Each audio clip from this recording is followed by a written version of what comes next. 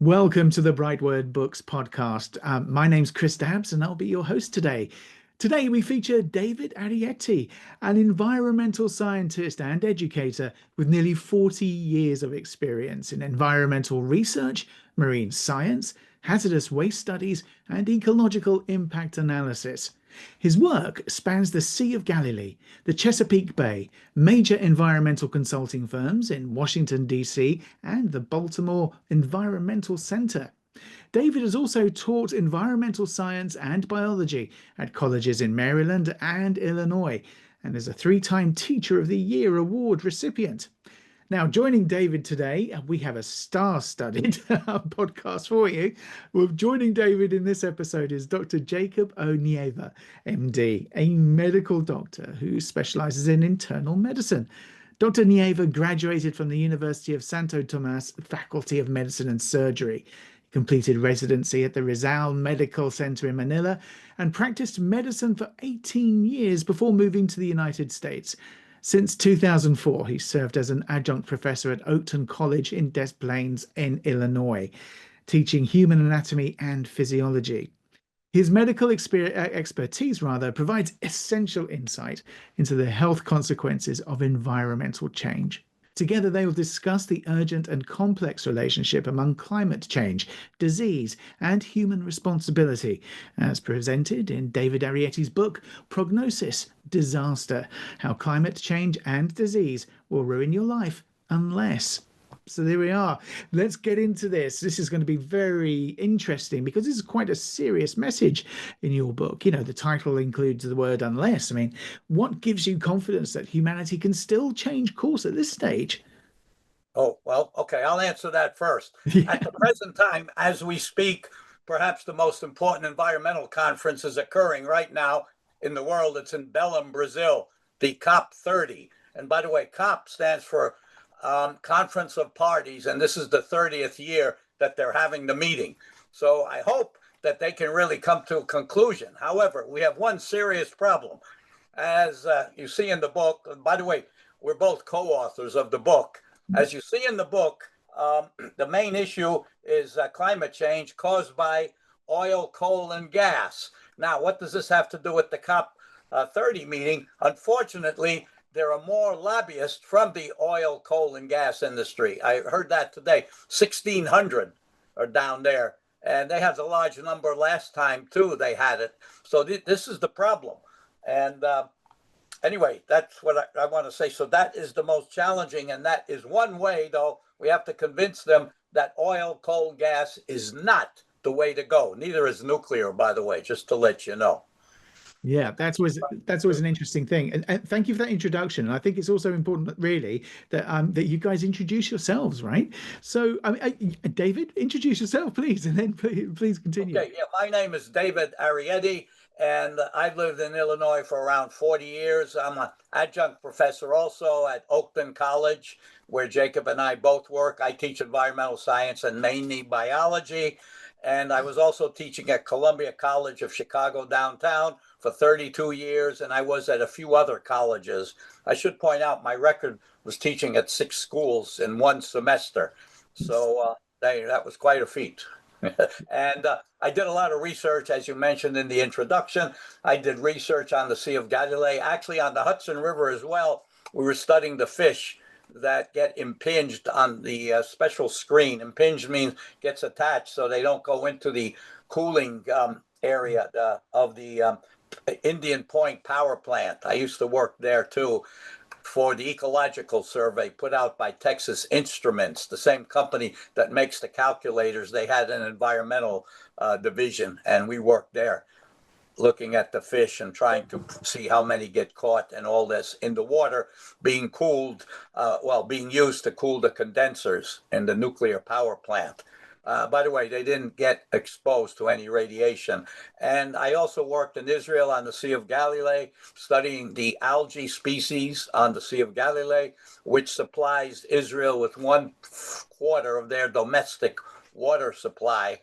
And it's a famous lake because a certain famous individual was told that, was heard that he walked on the water. I don't have to mention who it was, which was actually a mile from where I worked at the lab called the Kinneret Limnological Lab, located in a place called Tapka on the Sea of Galilee, which is 2.5 miles or kilometers from Tiberias, the main town where we lived. And I should point out, I was born in New York and I lived in Israel 5 years. Now I'm back in the US.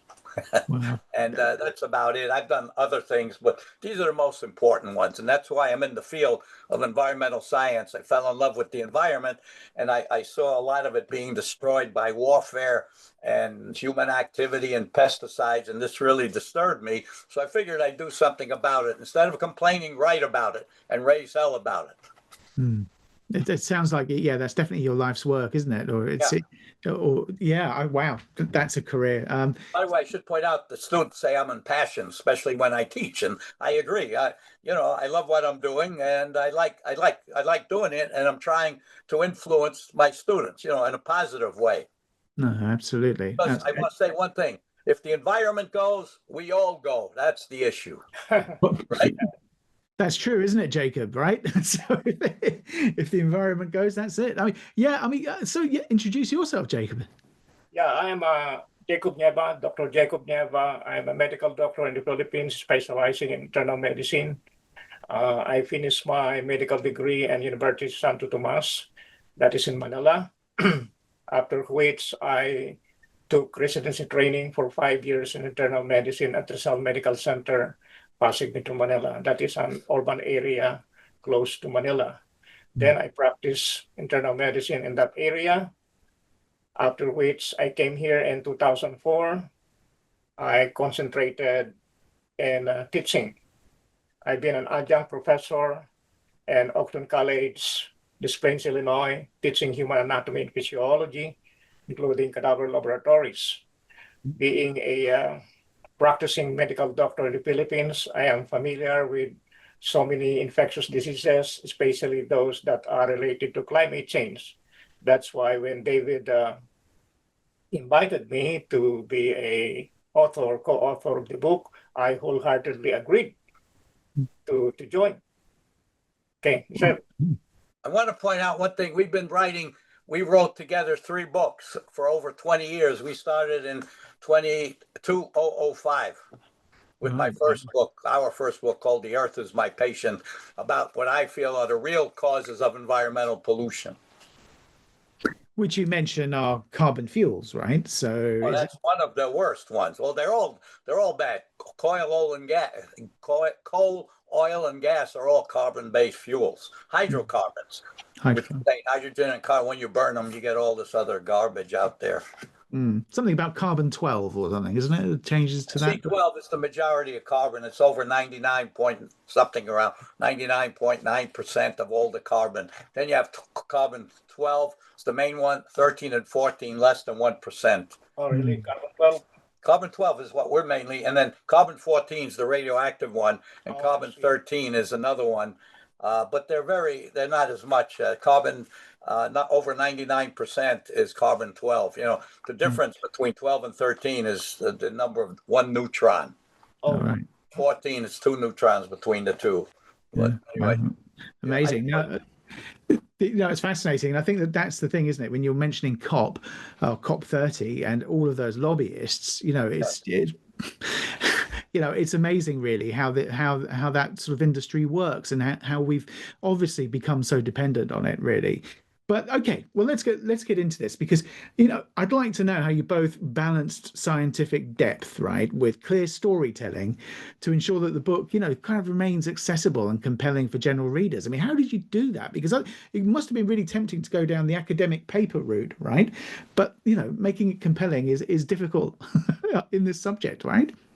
Well, let me answer first. Is that okay? Yeah. All right. Look, our book is actually 3 books in one. It's an environmental science book, a biology book, and a medical book. We have let's take the medical acts first, where Jacob and I both contributed, but he, of course, did most of it being a doctor. We have over 100 diseases caused by climate change, okay? Most of them are caused by organisms, such as bacteria, protists, some by fungus, things like viruses, of course, and some caused by things like dust, like asthma and sunburn, and all these are also related.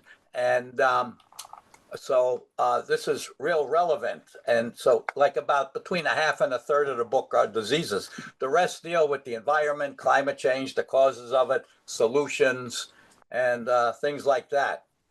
And I should say one thing, unless is the most important part of the book. It's just one page, and I'll get into that later on, what that means and the significance of it. Yeah. Oh, well, that's great. I mean, this is the thing, though, isn't it? This is what we're talking about here.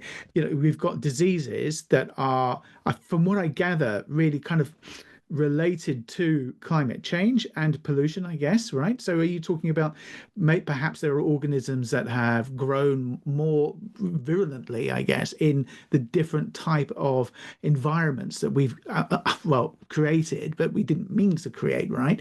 So, is that what you mean when you're talking about these organisms? Yes. Let me just start that this global warming, climate change is challenging to me intellectually, emotionally. Yeah. Do you know that there are 375? I just want to correct David. There are 375 diseases, infectious diseases globally, worldwide. Okay, and 58% of this, that is about 218, are due to climate change, either direct caused by climate change or one way or another aggravated by climate change. Okay, and in our book, the first book that we published in 2011, I was able to research and discuss in the book about only 85 of these infectious diseases related to climate change. And then on our second book, published in 2004, I was able to discuss about 120 diseases due to climate change. That was the second edition. Right, second 2023, I guess. 2023. Right, yeah. I was able to discuss 120 diseases due to climate change. So there are other diseases that I have not even discussed, not touched, So this is challenging for me. It's not because we don't have time or don't have interest for those diseases. It's just that we don't have enough resources. We don't have enough medical journals, medical literatures where we can refer to. These other diseases are those that are common, not so common, but are found in tropical countries, especially in the continent of Africa. So there are not much resources that we can do. Take note, that is only infectious diseases. How about the non-infectious, which are the heat wave, heat exhaustion, heat stroke? We have the pollution-related, which are asthma, allergies, skin cancers. There was a report that for every 1 degree centigrade increase in temperature, it increases the carcinogenicity to 7%, which means that the ultraviolet rays of the sun will stimulate more metastasis of these neoplastic cells, the malignant cells. You see, there is also a report about heat-related mortality. This is mortality for 65 years old and above. That is our contemporaries, me and David. Okay, there was a double in the number of casualties from 20 years difference, 2000 and 2020. There was doubling of the number of casualty for elderly 65 years and above. So these are really challenging for me to research on. Okay. Wow, well, obviously that's a shocking statistic, and I guess that's because of an increase in temperature, and I guess yes, yeah, right. Wow. So, I mean, you've described your work, both of you, as a call to action. So, what do you believe that governments and businesses and us as individuals, what sort of action do we need to take to sort of rein in? Is it possible even to rein in anything nowadays? But what do you think we should be looking at? You want me to go? No, that's your turf. You answer it. All right. One of the things is, this is the most important thing. In fact, I do it all the time. We are fortunate. where I live in a Democratic state. That's number one. Illinois is very Democratic. Okay. Just a few blocks from here, actually, the school that we teach at is very close by. From the school, 5 blocks away is where is one of the offices of our congressperson named Jan Schakowsky. And so she's in walking distance, or I drive 5 minutes. Anyway, what's really cool, I do what I think other people should do.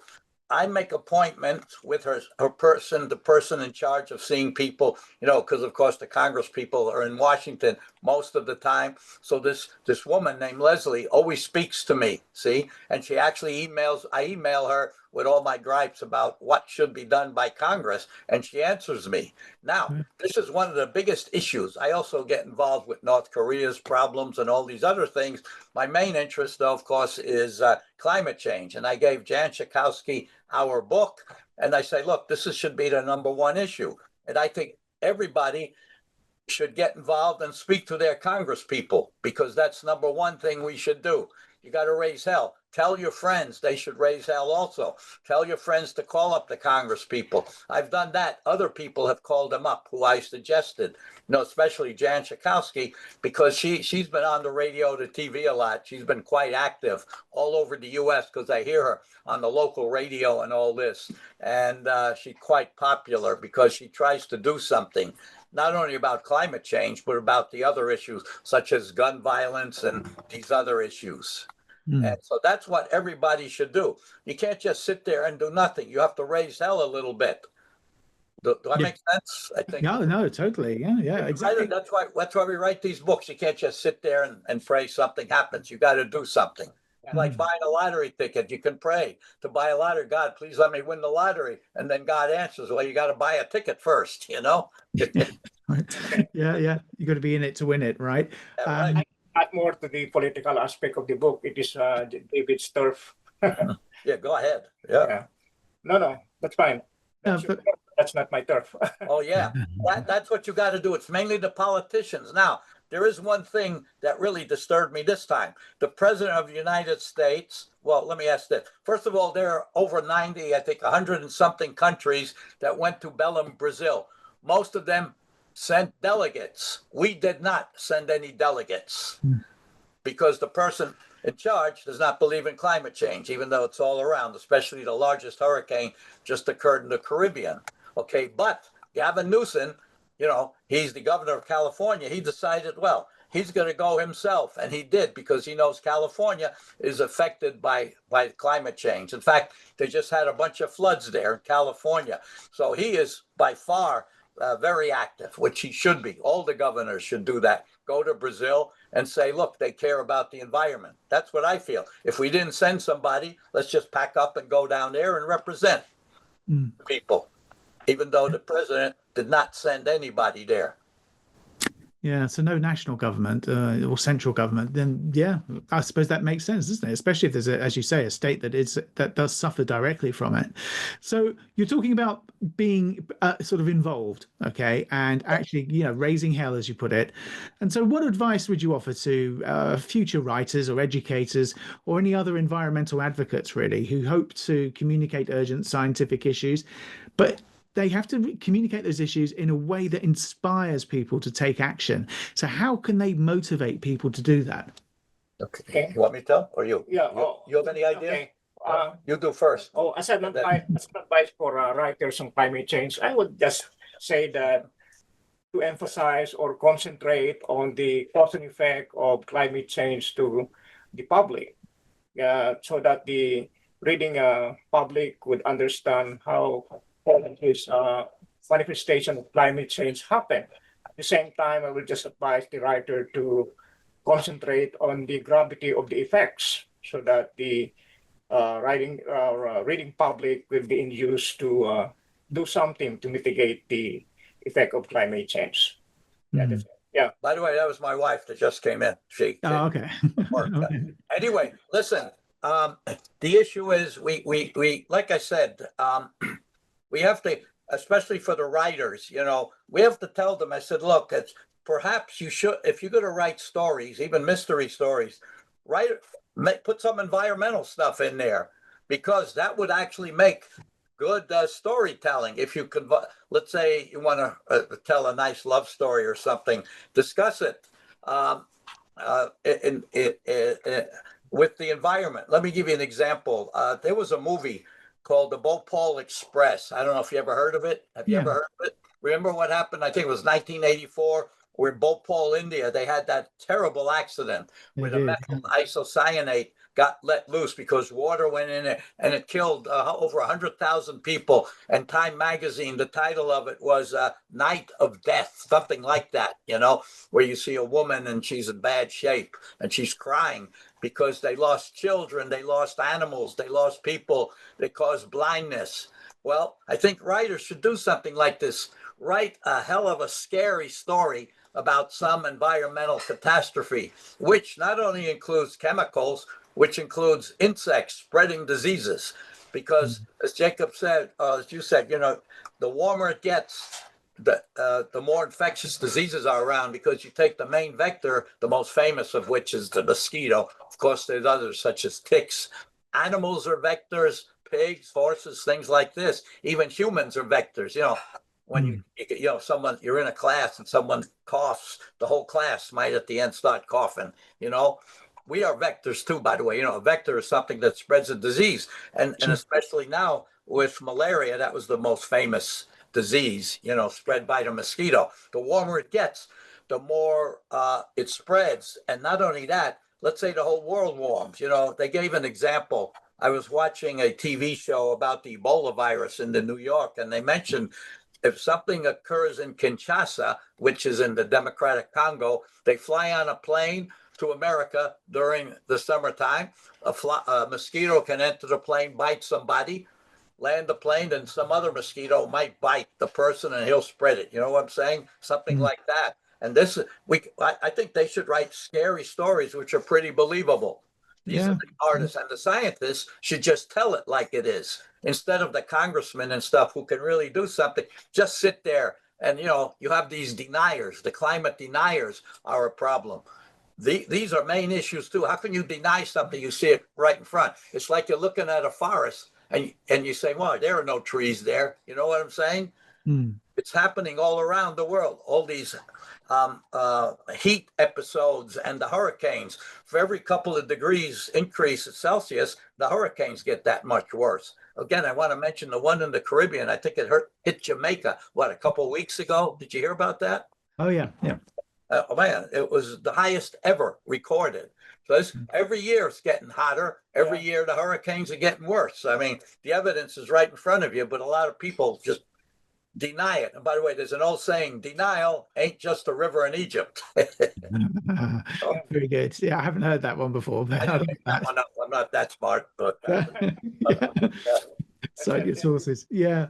Well, I understand what you mean. And I like the mosquito story as well, really, the analogy, because it's not even an analogy. It's true, isn't it? That could easily happen. And I'm sure it has happened in the past. It's not going to, well, that won't stop. And as you say, if the breeding grounds for the mosquitoes increase because of the climate change, we've got a real problem there. Well, they live longer. Now, there was another article about them going up higher in the mountains. Mountains is pretty cold, but when the mosquitoes start moving up, they can live there. You understand what I'm saying? Because of the heat generated by too much carbon dioxide and climate change. Yeah, if I may add, the increased temperature would make the formation of the larva of this Anopheles mosquito faster. So there will be more mosquitoes during warm weather. So you have more incidence of malaria. Yeah. It's the genus Anopheles is the genus. Yeah. I think there are many thousands of species of mosquitoes. Anopheles mosquito is the one that's the malaria. Yeah, not all of them spread the disease, but a lot of them do. I think more than one, right? Yeah. The Anopheline mosquito, Yeah, it's amazing, isn't it? Just obviously from blood and when the mosquito bites, right? So, okay, so Dr. Nieva, or Jacob, your book, it's exploring the intersection of climate change, disease, and human behavior, okay, as we've established. So from a medical perspective, why is this intersection particularly important today? I think we've touched on this already, haven't we? Because we are now creating new environments for these insects or pests to thrive in, aren't we? yeah. There's so many effects of climate change to the public. Of course, heat wave. When there is heat wave, you cannot go out. Your outdoor activities are limited. In Chicago alone, there are 288 cooling centers. These are cooling centers. Some of them are open for the whole year because they are also being used as heating center during winter. Okay, and these are available for anybody, homeless people, those people who cannot afford to have their house aircon. They can avail of this cooling center, and most of these are public facilities. We call it community centers, public libraries, park district facilities. Okay, they can avail of this cooling center. In the Philippines alone, I was told that they can cook egg in the outside. You just get the frying pan, put a little oil, and then hit the egg, and it will be cooked. They don't need a stove or a fire. And then the public system in the Philippines is affected, because of this heat wave or warm weather. They would not allow the students, especially the children, to get dehydrated. So what they do is to postpone or suspend the face-to-face classes. They are sent home, they are just given assignment, and they are told to come back when the weather is favorable. What if the weather or the hot days extend? What type of education will they get if they are, let's say, 1 week or 2 weeks or 1 month of hot weather and they are not having a face-to-face? That's why these are the effects of climate change, and there's so many effects that the public are experiencing. Yeah. Can I say something to that? Jacob just reminded me. You can do two things. One thing you can do is actually take advantage of the sun and use a solar cooker. Yeah. I actually have one here. Let me show it to you. Yeah, please do. Yeah. By the way, this was given to me by one of my students. And the way they work is, this way you don't have to cook. And when you cook, you have to burn, you burn the fire. You see? Here is one. You see, this one is a cheapo, but nevertheless, they gave it to me because there was a hole in it. You see? Yeah. Tiny. That's one thing. And then the other thing, how you can cook something? What Jacob reminded me in the summer, it's very hot, right? On the dashboard of your car, put a frying pan, just leave it because the sun burns down, heats up the car through the window, the physical reaction, right? You can do that. And you don't have to worry about messing up the car because it's in the frying pan, right? Yeah. Cook an egg, try it in a few minutes. The only disadvantage, some people leave their kids and pets in the car when it's very hot. Exactly. Oh my gosh. Sunspot solar oven. Take advantage of the sun. That's one way of doing it. In fact, I gave a solution that why not have countries use solar cookers, especially in North Africa, which is basically desert. Well, yeah, exactly. I think that I've also read about some research going on in about using kerosene lamps, something like, or paraffin lamps. I think across the continent of Africa and maybe perhaps into India as well, which produce. Cooking with those? Is that what you're talking about? Yeah. Well, paraffin to cook with, but also lamps, so to light off-grid communities, and how that creates so much soot, obviously, and I guess all sorts of other carbons and things like that. And so people are trying to find ways, much like your solar cooker, to take advantage of situations, and use light and trying to harness all sorts of energy and things like that in a cheap way that would really help. So no, I see what you're saying. Whilst I had a bit of a chuckle there because I was thinking about, camping and cooking my eggs on the dashboard of my car. It's a serious point. It is a serious point, isn't it? If we can harness it, then we could go some way towards at least benefiting from some of this in some ways. Let me tell you something else that you just reminded me. Indoor air pollution is really a hazard to these people who live in these mud huts. Yeah. The room there where they cook is used the living room, the bedroom, everything. And of course, the smoke doesn't have anywhere to go except out through a window if you have any. You know what I'm saying? That I'm not making this up. The indoor air pollution with these people that live in huts, like in Nepal, the poor, they just have a house built with a little wood, a lot of mud. Exactly. And that's kind of what I was getting at, really. Not very well or eloquently, but I'm glad you said that because, yeah, exactly right. And Jacob, one of the things I wanted to ask you really was your background in internal medicine and teaching, physiology really does give you an insight into all of this, doesn't it? And how that affects people, especially, as we were just saying, with the people who live in huts like that. I mean, how has this influenced your understanding of environmental change and public health? Your training and really what you've seen. Can you repeat the question, please? Yeah, sure. I mean, really, as a medical doctor, how does this really affect the way that you look at well, how your views on environmental problems are, if you see what I mean? How has it influenced your understanding of environmental change and public health? So, as a medical doctor, you've obviously seen a lot, right? You were talking about working in cadaver labs and things like that. I mean, do you see more and more cases of, well, fatal cases of the consequences of climate change? Not much. I don't think not much in terms of my experiences when I was still in the Philippines, but here there are really plenty of casualties due to climate change. Yeah. That's the I, only I suppose that's the thing, though, isn't it? I mean, it's not necessarily that people die directly of climate change, right? So that doesn't really do it. Obviously, it's a secondary cause or third or whatever it is, isn't it? Yeah, yes. I just cannot just say more. Probably David can add to that. Yeah. Yeah. I think a lot of people are getting sick because of climate change. And I want to point out, I'm a member of the American Academy of Environmental Medicine. I don't know if you ever heard of it. We have people all over the world, and you have these people that have something called multiple chemical sensitivity. Do you ever hear of that? That's mainly women because they cook in the house and they breathe in the cooking gas, and this affects them. And instead of going to a doctor, they go to a clinical ecologist.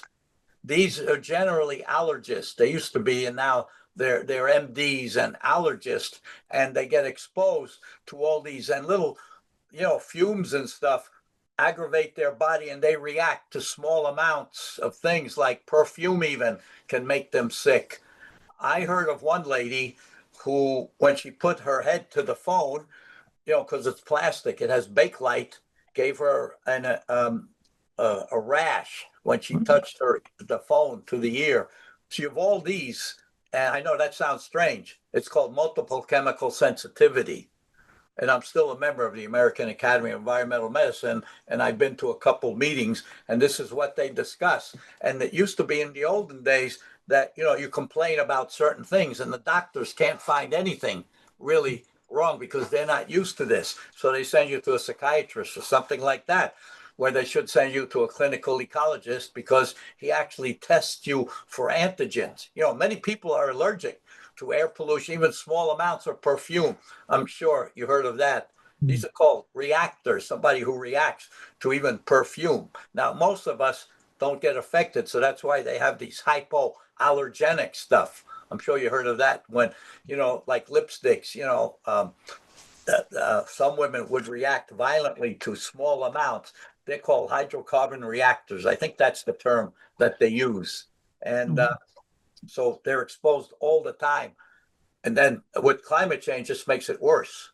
I think that's we're really not winning here, are we? If you think about it, right? So this is the thing. Okay, so in your experiences, then, what are the most common misconceptions that the public holds about this relationship between climate change and disease? Well, what's the relationship between climate change and disease that the public thinks? Yeah, the misconceptions of it. Oh, the misconception. Yeah. First of all, one misconception that I can see is that climate change is a weather problem. It's not a public problem, you see. I think that is more of a public problem, you see. There's so many cause and effect relationship with climate change that would lead to more mortality. And a second misconception that I could see is that the climate problem is a very big thing that for you to think that your individual action is not enough, that will not make any difference, But for me, if you add all of this individual action, if you sum it up, it will be a big impact. Okay, just like voting, if you vote, you seems to be that your one vote is not enough to make a difference or to win a candidate. But if you sum up all the votes of the same candidate, your candidate will win. So it is not, although it is a big problem, but if you sum up all our individual actions, that will be a great impact to solve the problem. Yeah, that's the misconception that I could see. Yeah, that's a good point, though, isn't it? Yeah, we think that our own individual life doesn't really matter in terms of that, or the choices that we make don't really matter.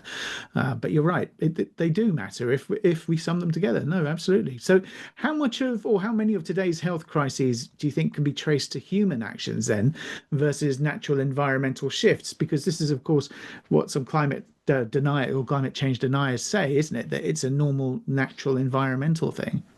Yeah, you want to do it? Sure. Yeah, I have a lot of ideas. In fact, I write about that.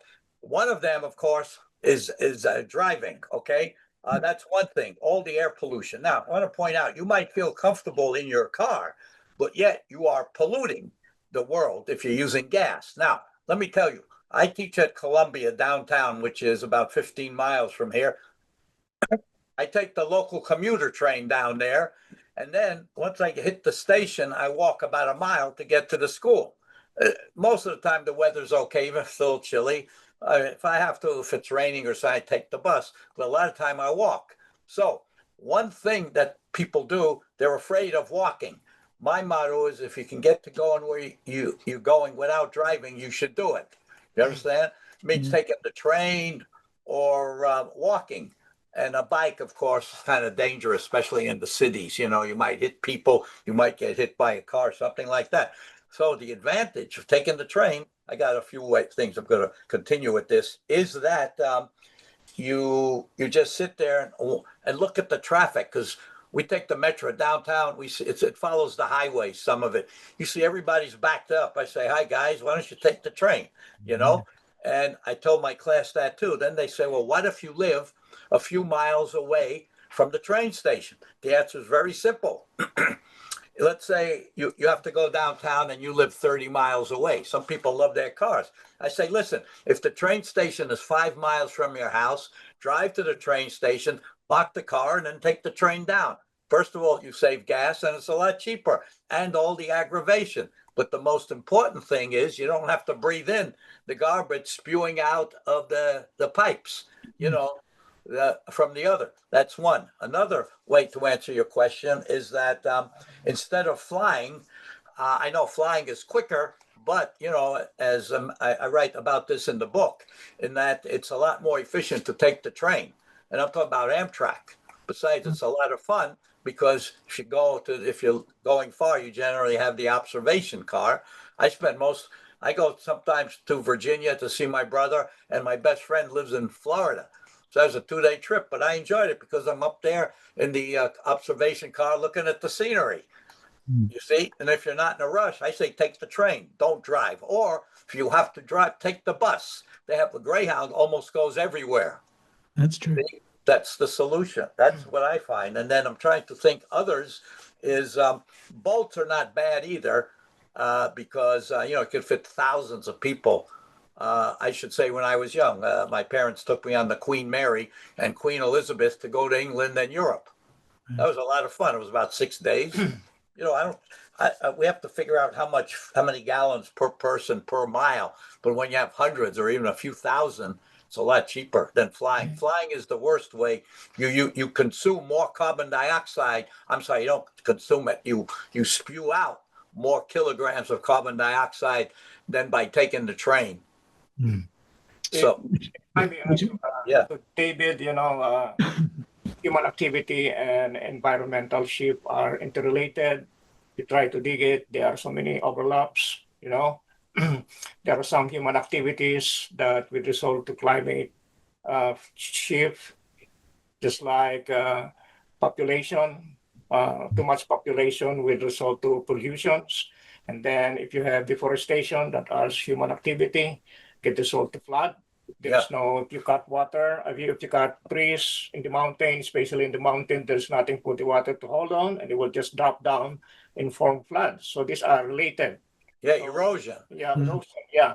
On the other hand, there's some environmental factors which affect the human life, especially those that are the transmission of the diseases by animals, insects, and other mammals. Okay, it is an accepted fact that 25% of the human diseases are due to poor environmental factor directly caused by human activities. On the other hand, the 75% other diseases are the so-called zoonotic origin, which means they are coming from transmission of mammals, animals, insects to humans. Right. I want to say, go ahead. Go on. I want to say something else. Another problem, to continue answering that question, the manufacture of cement is quite intensive because it produces a lot of smoke.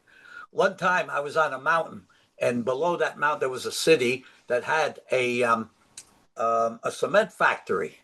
And remember, on the mountain, and the smoke was blown to the middle of the mountain where I was walking, you see. So what they did was eventually, and this is a problem too, they build very tall smokestacks. So the smoke does not go into the city, but we give the smoke from these tall smokestacks that goes to Canada.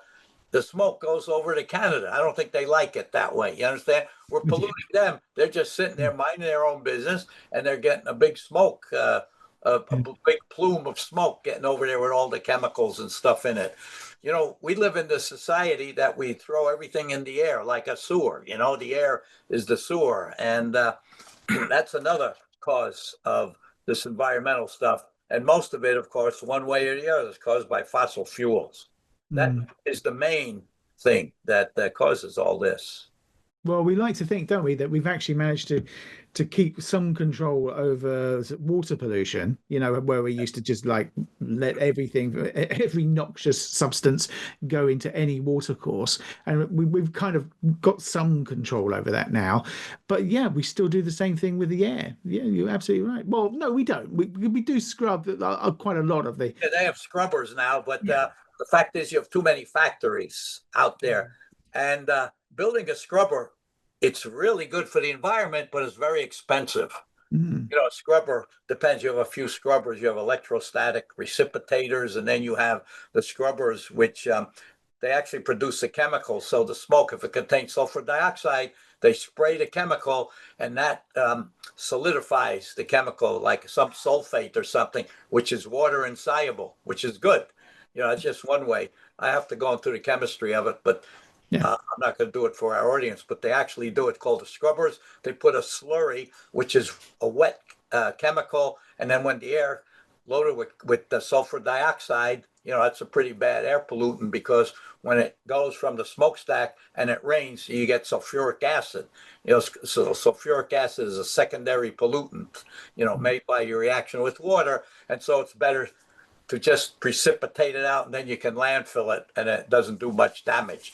You can landfill it, you know, put it in a big hole in the ground, because it's not a gas, it's a solid, and take care of it that way. And then, of course, they have ways in these landfills to prevent it from leaching into the groundwater. They have special layers made out of high density and low density polyethylene, which is a thick form of plastic. So yeah, which is a good thing. So we're running out of time, people. So Can you show people the book, since that's what we're talking about? Yes, please. Yeah. You know, show us and tell us some bits, you know, that you've discovered, or some cases or something like that as well, just to round things up. Oh yeah, here's the book. By the way, there's one other thing I want to explain, if I can, the unless. Yeah, don't worry. Please. That's the way to go. He sees it the right way. Okay. Right? Yeah, exactly. The mirror image. Unless is the most important part of the book. Let me explain what that means. Please do. Okay, unless comes from the story of Dr. Seuss called The Lorax.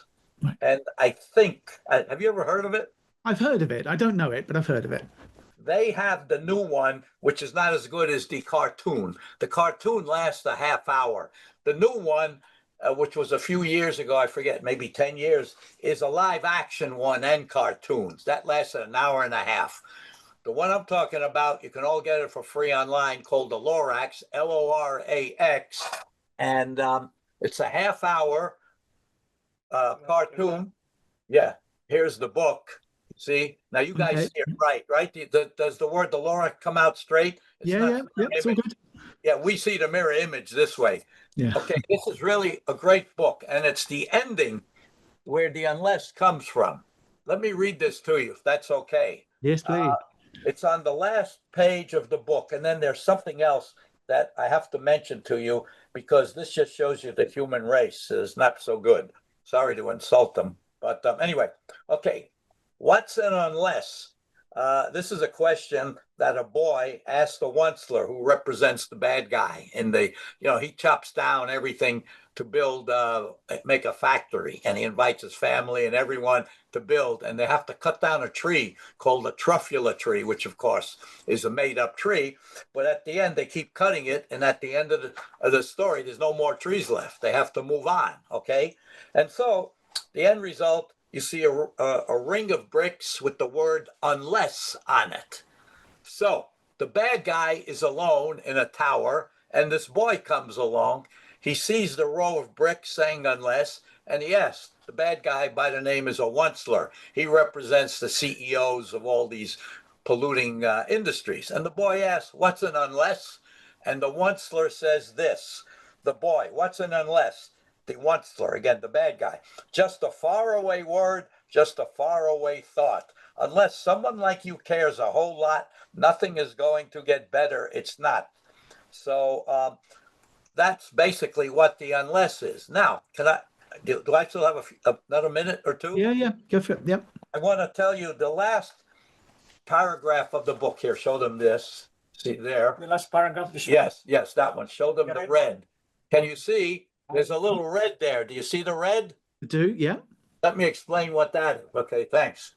This is the quintessential example of why we have to do something and why the human race has to rethink their thinking. Let me read this to you. This is incredible. Just as this book was going to press, there was a flood in a town called Derna. Derna is in Libya. Libya is one of the northernmost countries in Africa. That's where the Sahara Desert is, Yeah. Okay, let me read it to you. Just as this book was being ready for publication, a storm named Daniel hit a Libyan town named Derna, Derna, and flooding killed, you ready for this? Flooding killed over 20,000 people. This just happened a few years ago, okay? Now, politicians considered it a natural disaster, but experts claimed the extensive damage and deaths were due to years of corruption, poor maintenance of public structures, and years of political infighting. Now comes the red part. See, it's written in red. This is, by the way, the only book I've ever seen, a normal book written in red. The red part is, but wait, now comes the quintessential reason why the human race needs readjustment and why it should win the Darwin Award. By the way, the Darwin Award is given to people who contribute the most to humanity by removing their genes from the gene pool. I didn't make this up. Now, why do they deserve the Darwin Award? Okay, you ready for this? This is incredible. Okay, not only did the residents of Derna try to escape the floods from broken dams, but they had to avoid displaced landmines, which were left over from years of civil conflict between 2011 and 2021. 10 years of conflict. So they're running away from the flood and they get blown up by landmines, which are still active. So you figure. That says something about the human race and why we still know, here's the issue. We know we're polluting, especially with the oil companies, but we do it anyway. You understand? Mm-hmm. So you tell me. Anyway, I hope I gave you some insight. Yeah, definitely. That's a terrible story, isn't it? Honestly. God, can you imagine? And it's real. I didn't make this up. I cite all the references. This is not something I made up. but I figured I had to put it in the book because it's I believe it's relevant, don't you? To an extent. Yeah. Why we do these things? Definitely. Well, gentlemen, that's it. That's all the time we've got right now. So thank you very much for joining us, I've got to say, and listeners as well. Thank you for joining us on the BrightWord Books podcast. Today's discussion with David Arieti and Dr. Jacob O. Nieva has highlighted the critical immediate connection between climate change, disease, and the future of human health. As you've been hearing, their combined scientific and medical expertise serves as a powerful reminder that the dangers we face are real, but so are the opportunities we have to act as well. We hope it's not too late. Exactly, right? So, to further explore the insights that we've shared today, be sure to get your copy of David Arieti's book, Prognosis, Disaster: How Climate Change and Disease Will Ruin Your Life Unless, and this is the second edition, by the way. It's available now on Amazon, so make sure that you order that so that you can put your own thoughts to the way that you will work, I guess, to help the climate, right? We've all got to do that. We have to do what we can to save it because, again, as I mentioned, if the environment goes, we all go. That's why we have to all work together. Absolutely, and all do our bit, I think, as well, is the point, wasn't it? So we appreciate your time and invite you to join us again for future episodes of the BrightWord Books podcast. Gentlemen, it's been a pleasure talking to you today. I really enjoyed talking to you, by the way. Excellent, good. Thanks, and hopefully we'll talk again soon. Can I say one more thing? Please do. Okay, I went to the University of Denver in 1963 to 67, and there was only one class taught by taught in environmental science. Now, since I've been teaching it for a number of years, we see the hundreds of books come out and the number of classes being given in these colleges about it. That's something better than it was like 50 years ago. I just want to point out. Well, yeah, there's some progress, right? At least that. But I don't know if students are paying attention. They got to. Everybody wants to get a job, but they have to. I think, by the way, if they build solar power plants and things like this, that'll give everybody, a lot of people, jobs. Yeah, I think, yeah, exactly. And again, let's use the solar, as we say. So, okay, gents, thanks very much again. It's been fantastic. And take care. Have a good rest of the day. And we'll catch up again soon, hopefully. I hope so, too. All right. Take care. Oh, thanks, adios, amigos, as they say. Adios, amigo. Yeah, exactly right. Take care.